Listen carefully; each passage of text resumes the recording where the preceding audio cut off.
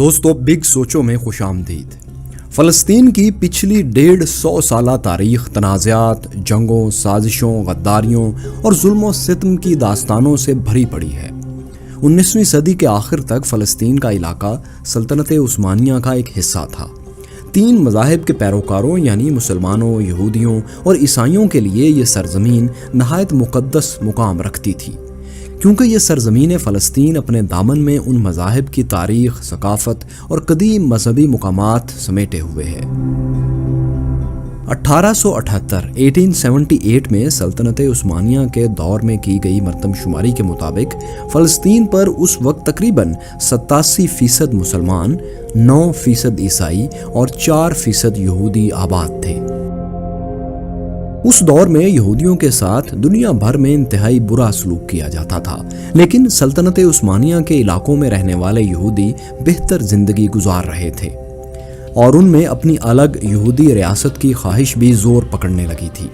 فلسطین سے بہتر جگہ مذہبی اور جیو اسٹریٹجک لحاظ سے ان کے لیے اور کوئی بھی نہیں تھی۔ سلطنت عثمانیہ کے سلطان عبدالحمید ثانی یہودیوں کے ان ارادوں سے واقف تھے، اس لیے وہ یہودیوں کی فلسطین میں زمین کی خریداری اور ہجرت کی راہ میں رکاوٹ بنے رہے۔ 20ویں صدی کے آغاز تک سلطنت عثمانیہ بہت کمزور ہو چکی تھی۔ پہلی جنگ عظیم میں اتحادیوں یعنی برطانیہ، امریکہ، روس اور فرانس کے مقابلے میں سلطنت عثمانیہ نے سینٹرل فورسز یعنی جرمنی، آسٹرو ہنگیرین ایمپائر اور بلغاریہ وغیرہ کا ساتھ دیا۔ سلطنت عثمانیہ کو شکست دینے کے لیے برطانیہ کو مقامی عرب لیڈرز کی حمایت کی ضرورت تھی، یعنی اگر وہ بغاوت کریں تو سلطنت عثمانیہ کو توڑا جا سکتا تھا۔ اسی مقصد کے لیے مصر میں برطانوی high commissioner sir Henry make مہن نے شریف مکہ حسین بن علی الہاشمی کے ساتھ جولائی 1915 سے مارچ 1916 تک 10 خطوط کا تبادلہ بھی کیا۔ اس خط و کتابت میں برطانوی ہائی کمشنر نے شریف مکہ کو سلطنت عثمانیہ کے خلاف مدد کے بدلے میں عرب علاقوں کو آزاد کرانے کی پیشکش کی۔ شریف آف مکہ نے جنگ کے بعد عرب علاقوں بشمول فلسطین کا کنٹرول حاصل کرنے کے بدلے برطانیہ کا ساتھ دینے کی حامی بھر لی۔ اسی لیے شریف مکہ نے پہلی جنگ عظیم کے دوران سلطنت عثمانیہ کے خلاف بغاوت کر دی۔ دوسری طرف برطانیہ نے یورپ اور امریکہ میں موجود طاقتور یہودیوں کی حمایت حاصل کرنے کے لیے فلسطین میں ان کو نئے وطن کی پیشکش بھی کر دی۔ اسی سلسلے میں نومبر 1917 میں برطانیہ کے سیکرٹری خارجہ آرتھر بلفور نے برطانوی یہودی رہنما لارڈ روتھسچائلڈ کو خط لکھا۔ اس خط میں یہودیوں کے لیے فلسطین کی سرزمین پر ایک نئی ریاست کے قیام کی حمایت کا یقین دلایا گیا۔ اس اعلان کو تاریخ میں بلفور ڈکلیریشن کے نام سے یاد کیا جاتا ہے۔ اس طرح برطانیہ فلسطین کے معاملے میں عربوں کے ساتھ ڈبل گیم کرتا رہا۔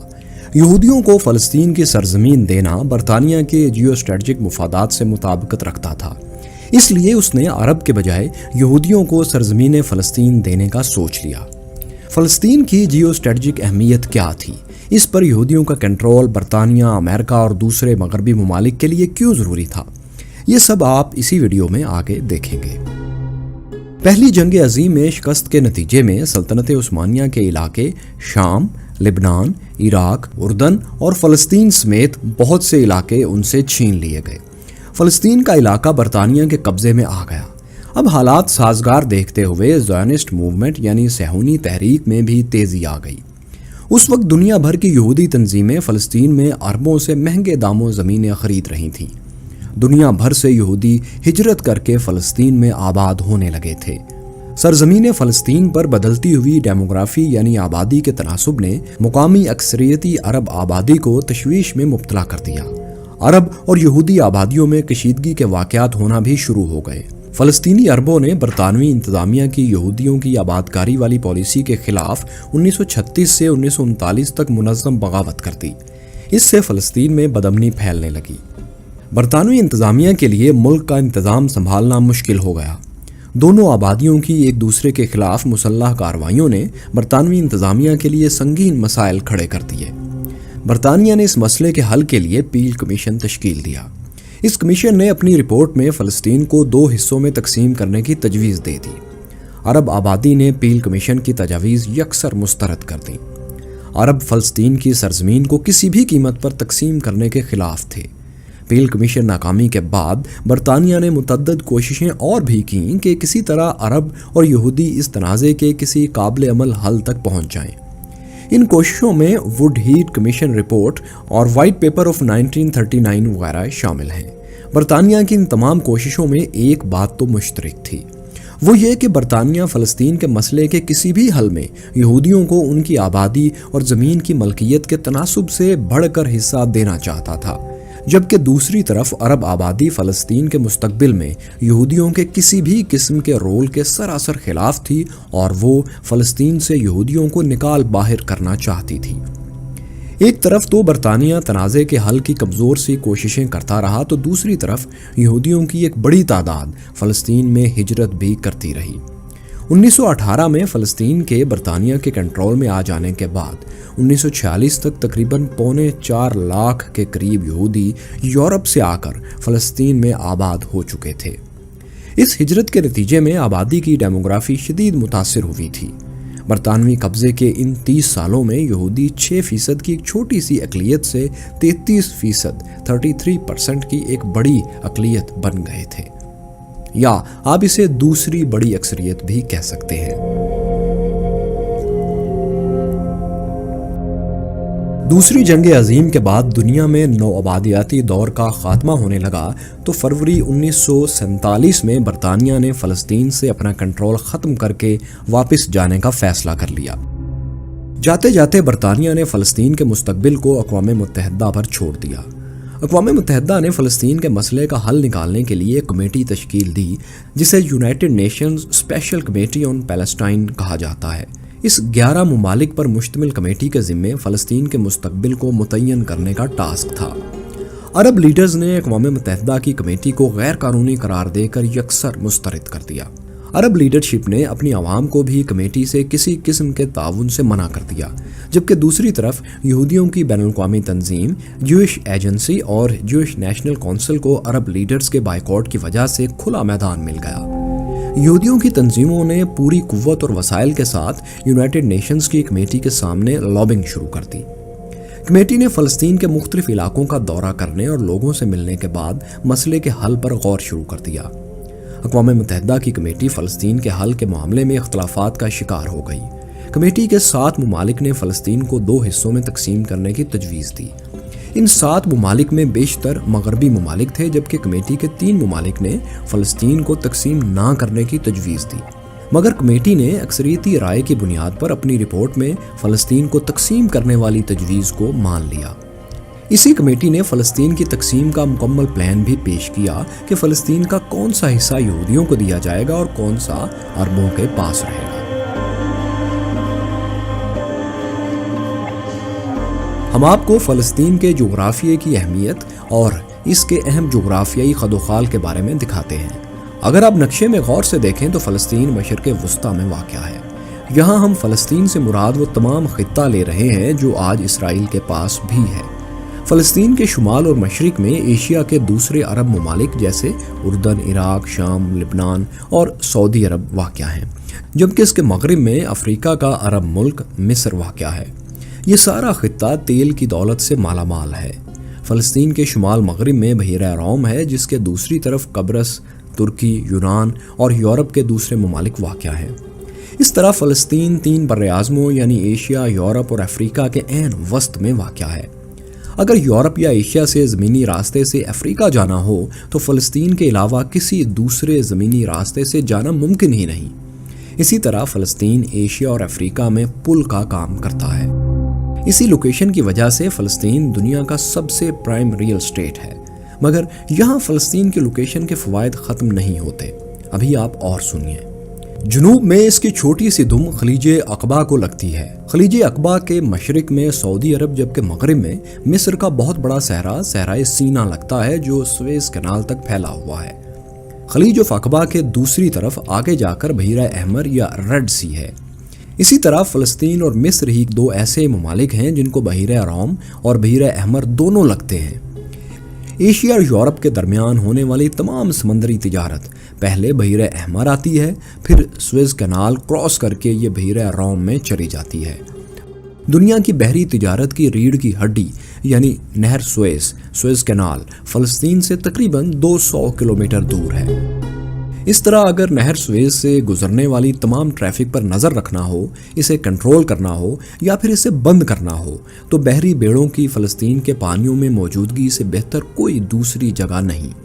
اس کے علاوہ اگر سوئز کینال کی طرز کی کوئی اور کینال نہر بنانی ہو جو بحیرہ احمر اور بحیرہ روم کو جوڑے یعنی سوئز کینال کو بائی پاس کرے تو فلسطین ہی وہ واحد ملک ہے جس میں یہ نہر بنائی جا سکتی ہے، کیونکہ جیسا کہ ہم آپ کو دکھا چکے ہیں فلسطین ہی مصر کے علاوہ وہ ملک ہے جسے بحیرہ احمر اور بحیرہ روم لگتا ہے یا ان کے قریب پڑتا ہے۔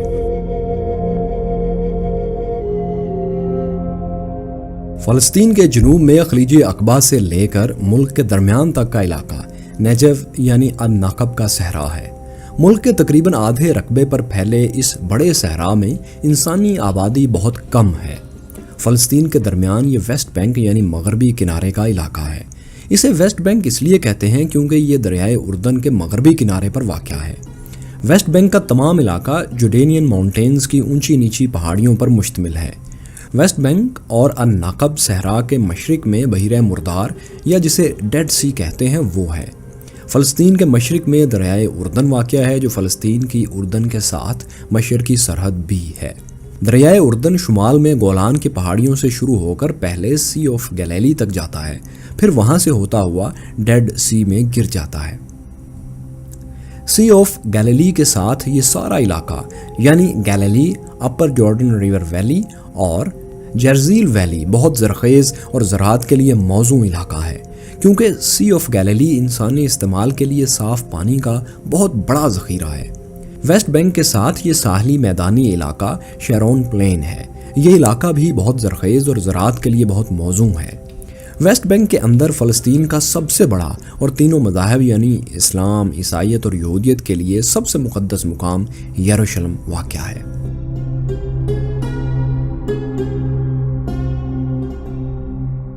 اب ہم اقوام متحدہ کی کمیٹی کی تقسیم کے منصوبے کا بھی جائزہ لیتے ہیں۔ اقوام متحدہ کی کمیٹی نے جو رپورٹ پیش کی اس میں سارا نیجو صحرا اور زرخیز جرزیل ویلی اور ساحلی میدانی علاقہ شیرون پلین اسرائیل کو دے دیے گئے۔ صاف پانی کے سب سے بڑے ذخیرے سی آف گلیلی کو بھی مکمل طور پر اسرائیل کو دے دیا گیا۔ اسرائیل کو دیا جانے والا یہ علاقہ کل فلسطین کے رقبے کا 57% تھا، جبکہ فلسطین کو دیا گیا علاقہ رقبے میں تقریباً 43% تھا، 43%۔ فلسطین کو دیے گئے علاقوں میں لبنان کے ساتھ گلیلی کا یہ علاقہ، ویسٹ بینک اور غزہ کا یہ شمالی علاقہ تھا۔ یروشلم کا شہر بین الاقوامی کنٹرول میں دے دیا گیا۔ بحیرہ روم کی 2/3 سے زیادہ کوسٹ لائن بھی اسرائیل کو دے دی گئی۔ جنوب میں خلیج عقبہ تک نیجو صحرا کا علاقہ بھی اسرائیل کو دے دیا گیا۔ اسی وجہ سے اس کی جیو اسٹریٹجک اہمیت بہت بڑھ گئی، کیونکہ اسے بحیرہ روم اور بحیرہ احمر دونوں تک رسائی مل گئی تھی۔ زیادہ انسانی آبادی کے لیے موزوں ساحلی میدانی علاقہ شیرون پلین اسرائیل کو مل جانے سے اس کی زراعت کی ضروریات پوری ہونے لگی تھیں۔ پھر یہ میدانی علاقے سمندر کے کنارے ہونے کی وجہ سے صنعت اور سمندری تجارت کے لیے بھی بہت موزوں تھے۔ اقوام متحدہ کی کمیٹی کی طرف سے فلسطین کی تقسیم انتہائی غیر معقول اور زمینی حقائق سے دور تھی۔ اس سے واضح طور پر لگتا تھا کہ تقسیم کے نقشے بناتے وقت کمیٹی کا جھکاؤ اسرائیل کی طرف تھا۔ یہودیوں کی 33% آبادی اور ان کے پاس صرف 7% زمینیں تھیں، پھر بھی ان کو فلسطین کا 57% علاقہ دینا سمجھ سے بالاتر تھا۔ دوستو، اب اقوام متحدہ میں پیش کیے گئے آبادی اور زمین کی ملکیت کے نقشے بھی ذرا دیکھتے ہیں۔ یہ اسکرین کے دائیں جانب فلسطین کے اضلاع ہیں، یہودی اور عرب آبادی کا تناسب ان میں دکھایا گیا ہے، جبکہ اسکرین کے بائیں طرف فلسطین کے اضلاع ہیں اور یہاں یہودی اور عرب آبادی کی ملکیت زمین کا تناسب دکھایا گیا ہے۔ یہاں یہودیوں کی آبادی اور زمینوں کو نیلے رنگ سے، جبکہ فلسطینیوں کی آبادی اور زمینوں کو اورنج نارنجی رنگ سے دکھایا گیا ہے۔ سرکاری اور دوسری زمینوں کو آپ گرے رنگ سے جان سکتے ہیں۔ اسکرین کے درمیان میں اقوام متحدہ کی کمیٹی کی تقسیم کے منصوبے کا نقشہ بھی پیش کیا گیا ہے۔ اس نقشے میں نیلے رنگ میں مجوزہ اسرائیل کو دکھایا گیا ہے، جبکہ ہلکے پیلے رنگ میں مجوزہ فلسطین کے علاقوں کو ظاہر کیا گیا ہے۔ اگر ہم آبادی والے نقشے کو دیکھیں تو صرف جافا میں یہودیوں کی آبادی اکثریت میں تھی، یعنی 71% تھی۔ اس کے علاوہ کسی بھی ضلع میں یہودیوں کی اکثریت نہیں تھی۔ اگر زمین کی ملکیت والے نقشے کو دیکھیں تو یہودیوں کی سب سے زیادہ زمین جافا ضلع میں تھی اور وہ بھی صرف 39%، یعنی یہودیوں کی کسی ایک بھی ضلع میں زمینی ملکیت میں اکثریت نہیں تھی۔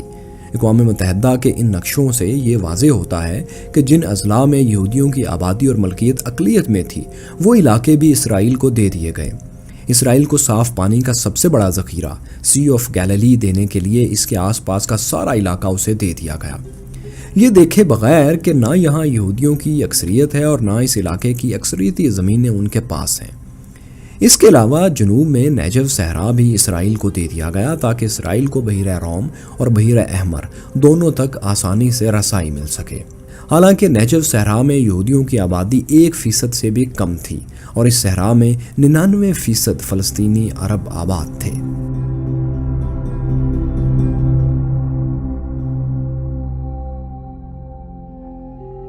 اقوام متحدہ کی کمیٹی نے فلسطین کی تقسیم سے متعلق رپورٹ جنرل اسمبلی میں ریزولوشن 181 کی صورت میں پیش کی۔ جنرل اسمبلی کے رولز کے مطابق فلسطین کی تقسیم اور ایک نئی یہودی ریاست کا قیام تبھی ممکن تھا اگر جنرل اسمبلی یہ قرارداد 2/3 اکثریت سے منظور کر لیتی۔ تقریباً تمام مغربی ممالک اس قرارداد کی حق میں تھے اور تقریباً تمام مسلم ممالک اس قرارداد کے خلاف تھے، اس لیے اس قرارداد کا 2/3 اکثریت سے پاس ہونا آسان کام نہیں تھا۔ طاقتور مغربی ممالک ایک نئی یہودی ریاست کے قیام کے حق میں تھے، شاید وہ اس لیے کہ ان ممالک کو مستقبل میں دنیا کے اس اہم مسلم خطے میں ایک اتحادی اور کاؤنٹر ویٹ مل سکتا تھا۔ ایک مضبوط اتحادی کی تیل کی دولت سے مالا مال اس اہم خطے میں موجودگی ان ممالک کے تجارتی، معاشی، جیو اسٹریٹجک اور دفاعی معاملات کے تحفظ کے لیے ضروری تھی۔ زیونسٹ تنظیموں کو تقریباً 2000 سال بعد فلسطین میں اپنی ریاست کے قیام کی صورت نظر آنے لگی تو اپنے پورے وسائل اور طاقت اس خواب کو حقیقت بنانے میں انہوں نے لگا دیے۔ زیونسٹ تنظیمیں دنیا بھر کی حکومتوں کو یونائٹڈ نیشنز کی قرارداد کے حق میں ووٹ دینے کے لیے لابنگ کرنے لگیں۔ امریکی انتخابات میں ڈیموکریٹک پارٹی کی فنڈنگ کرنے والی یہودی تنظیموں اور کانگریس کے یہودی اراکین نے امریکی صدر ٹرومین پر یہ پریشر ڈالا کہ وہ دنیا بھر کے ممالک کو اس قرارداد کے حق میں ووٹ ڈالنے پر مجبور کریں۔ زیونسٹ تنظیموں کی امریکہ کے ذریعے پریشر ڈالنے والی کوششیں تاریخ میں بہت اچھی طرح درج ہیں، ریکارڈ پر موجود ہیں۔ امریکی صدر اور اسٹیٹ ڈپارٹمنٹ نے افریقہ اور جنوبی امریکہ کے کمزور ممالک پر دباؤ ڈالا کہ وہ قرارداد کے حق میں ووٹ دیں۔ 26 امریکی سینیٹرز نے ایک دستخط کردہ ٹیلی گرام ان کمزور ممالک کو بھیجا جس میں امریکی امداد کے بدلے ان کی حمایت کی درخواست کی گئی تھی۔ امریکی صدر اور زیونسٹ تنظیموں کی ان تمام کوششوں کے بعد 29 نومبر 1947 کو جب قرارداد پر ووٹ ڈالا گیا تو کل 57 ممالک میں سے 33 ممالک نے قرارداد کے حق میں ووٹ دیا جبکہ 13 ممالک نے قرارداد کے خلاف ووٹ دیا۔ 11 ممالک نے ووٹنگ میں حصہ ہی نہیں لیا۔ یوں فلسطین کی تقسیم اور نئی یہودی ریاست کے قیام کی قرارداد نمبر 181 جنرل اسمبلی سے 2/3 اکثریت سے پاس ہو گئی۔ یاد رہے کہ اس قرارداد میں پاکستان اور بھارت دونوں نے اسرائیل کے قیام کے خلاف ووٹ دیا تھا۔ عرب لیڈرشپ نے یہ کہتے ہوئے قرارداد کو مسترد کر دیا کہ یہ اقوام متحدہ کے مینڈیٹ کے خلاف ہے۔ قرارداد کے پاس ہو جانے کے بعد برطانیہ نے یہ اعلان کر دیا کہ وہ 14 مئی 1948 کی رات فلسطین چھوڑ کر چلا جائے گا۔ برطانیہ کے جانے سے ایک دن پہلے یہودی لیڈرشپ نے اسرائیل کے قیام کا اعلان کر دیا۔ فلسطینیوں نے تقسیم کے خلاف عام ہڑتال کی کال دے دی۔ فلسطینیوں کے احتجاج کے نتیجے میں دونوں کمیونٹیز میں فوراً ہی پرتشدد واقعات شروع ہو گئے۔ یہ خانہ جنگی اسرائیل اور عرب ریاستوں کے مابین جنگ میں تبدیل ہو گئی۔ اسرائیل اور 7 عرب ممالک کے درمیان ہونے والی یہ جنگ 9 مہینے جاری رہی۔ 7 عرب ممالک میں مصر، اردن، شام، لبنان، عراق، سعودی عرب اور یمن شامل تھے۔ جب جنگ عرب ممالک کی ہار کی صورت میں ختم ہوئی تو اسرائیل ایسے کئی فلسطینی علاقوں پر بھی قبضہ کر چکا تھا جو اقوام متحدہ کی قرارداد 181 میں فلسطین کو دیے گئے تھے۔ اس طرح جنگ کے بعد فلسطین 181 قرارداد کے حساب سے بھی اور زیادہ سکڑ چکا تھا۔ عرب اور اسرائیل میں 1956، 1956، 1967 اور 1973 ان 3 سالوں میں بڑی جنگیں بھی ہوئیں۔ ہر دفعہ فلسطین مزید سکڑتا رہا۔ آج کا فلسطین غزہ اور ویسٹ بینک کے چھوٹے سے حصے تک محدود ہو چکا ہے۔ اسرائیل فلسطین کو دیے گئے علاقے ویسٹ بینک میں مزید غیر قانونی آبادیاں بسا کر ان پر اپنا کنٹرول مستحکم کر رہا ہے۔ ویسٹ بینک میں اسرائیل کے یہ اقدامات بین الاقوامی قوانین کی صریحاً خلاف ورزی ہیں، جسے ساری دنیا میں غیر قانونی مانا جاتا ہے، مگر واحد امریکہ وہ ملک ہے جو اسرائیل کے ساتھ اس معاملے پر کھڑا ہے۔ فلسطینی سب کچھ چھن جانے کے بعد بین الاقوامی ضمیر پر دستک دے رہے ہیں، مگر دنیا خاموش تماشائی بنی ہوئی ہے۔ فلسطینیوں کا بین الاقوامی ضمیر سے زیادہ گلہ اپنی عرب لیڈرشپ سے ہے، جو تمام وسائل ہونے کے باوجود اپنی مقدس سرزمین کا دفاع نہیں کر پا رہے۔ دوستوں، تو کیسی لگی آپ کو ہماری آج کی یہ ویڈیو؟ کمنٹس میں ضرور رائے دیجیے گا۔ شکریہ۔